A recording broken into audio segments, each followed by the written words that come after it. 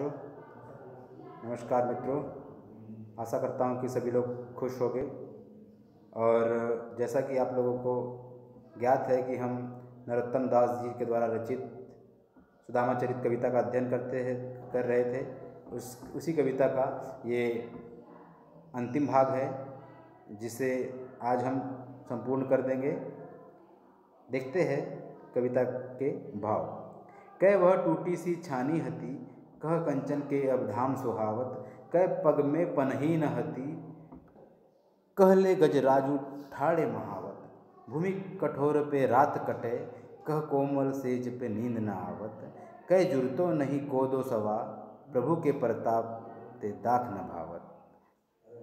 जैसा कि बच्चों आप लोगों ने पिछली काव्यांश में पढ़ा है कि भाई सुदामा अपनी झोपड़ी को खोज नहीं पा रहे थे और श्री कृष्ण जी की लीला से सारे जो झोपड़ी थी वह महल में परिवर्तित हो गई थी।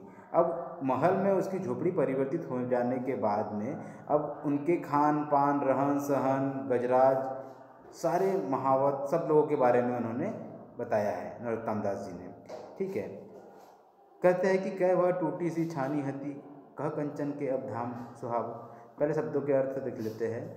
टूटी सी मतलब टूटी फूटी सी, छानी मतलब होता है झोपड़ी, खप्पर से रखी हुई, और कंचन मतलब होता है और स्वर्ण सोना, और धाम मतलब होता है रहने का स्थान, सुहावत मतलब होता है सुशोभित होना, पग मतलब होता है पैर, पनही मतलब होता है जूती, हथी मतलब थी, गजराज मतलब होता है हाथी हस्ती, ठाड़े मतलब होता है खड़े होना,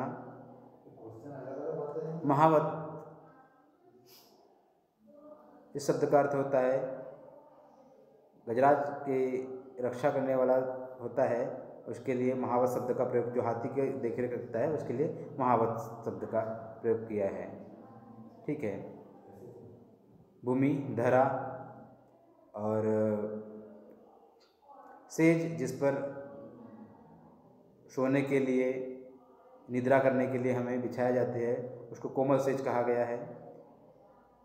जुर्ती मतलब इकट्ठा होना, कोदो सवा एक प्रकार का खाद्य पदार्थ है, प्रभु ईश्वर प्रताप के ऐश्वर्य से, दाख मनु का, भावत मन को नहीं भाता है। चलिए अर्थ देखते बच्चों।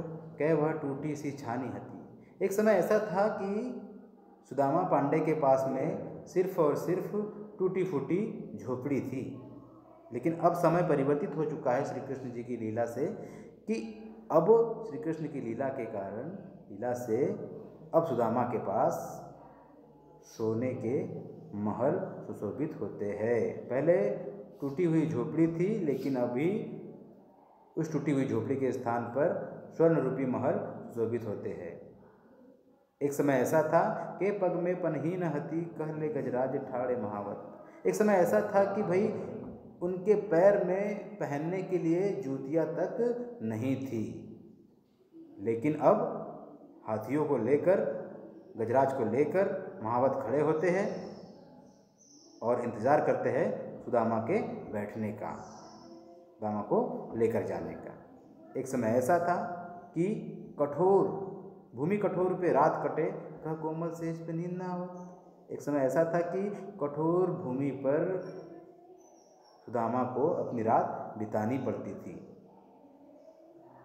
पीड़ादायक समय था, लेकिन अभी प्रभु के प्रताप से कोमल सेज पर भी सुदामा को नींद नहीं आती है। बीते समय की बात बताते हुए नरोत्तम दास जी कहते हैं, कह जुरतो नहीं कोदो सवा, प्रभु के प्रताप ते दाख न भावत। एक समय ऐसा था कि उनको खाने के लिए खाद्य पदार्थ कोदो सवा नहीं मिलता था। जुरतो मतलब प्राप्त नहीं होता था, कोदो और सवा भी दिन में मिल जाए तो बहुत बड़ी बात थी, लेकिन ईश्वर की लीला देखो, ईश्वर की लीला के कारण अब सुदामा को